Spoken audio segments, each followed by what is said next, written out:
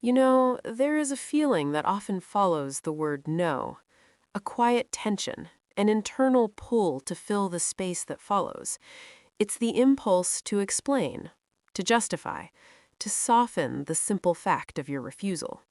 You might say, I can't, and then immediately your mind starts searching for the reason, because I have another commitment, because I'm not feeling well, because I don't have the budget.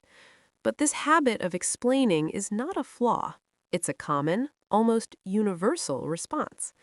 It comes from a deep sense of responsibility for the comfort of others.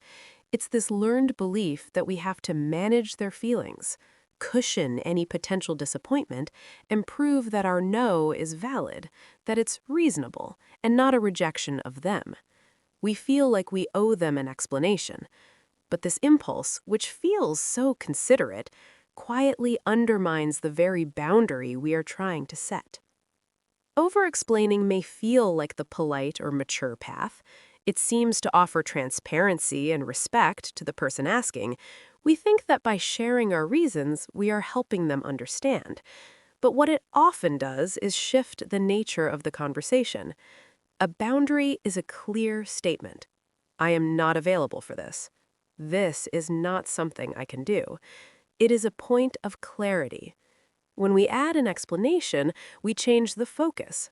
The conversation is no longer about our stated limit, it becomes about the reason for our limit. And a reason can be debated. A reason can be negotiated. You have unintentionally transformed a statement into a discussion. You have taken a clear boundary and turned it into a problem to be solved. Once you offer a reason, you are inviting a response to that reason. You are no longer simply stating your capacity, you're presenting a case for the other person to evaluate. And this invites questions, it invites pushback, and it invites pressure, however gentle or well-intentioned.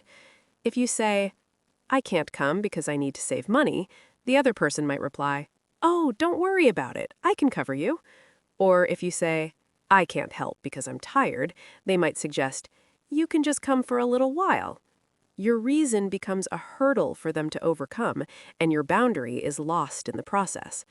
You are now in a negotiation you did not want to have, defending a position that should not require a defense.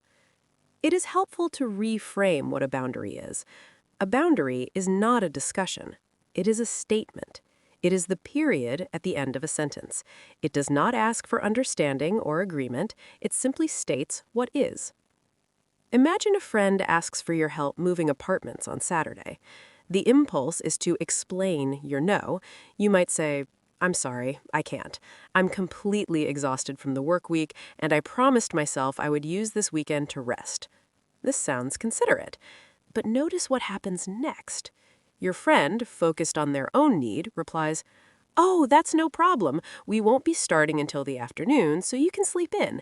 You don't have to do any heavy lifting. If you could just help pack some boxes for an hour, it would make a huge difference. And now you are in a difficult position. Your valid reason for rest has been dismantled and negotiated around. You either have to invent a new, more solid-sounding reason, or you have to abandon your own need and agree to help. You're pulled back into the very situation you tried to opt out of. So, consider the alternative. I appreciate you asking, but I won't be able to help on Saturday. It's a complete sentence. It is clear, it is respectful, and it does not offer a point of entry for negotiation. It might feel uncomfortable at first, but it holds the line. Your no is enough. Your boundary is enough. It does not need a cosigner. It does not need to be validated by the person receiving it. A boundary that needs to be explained and defended until the other person grants their approval is not truly a boundary. It is a request for permission to have a boundary. And the quiet power of a boundary lies in its ability to exist without needing anyone else's permission at all.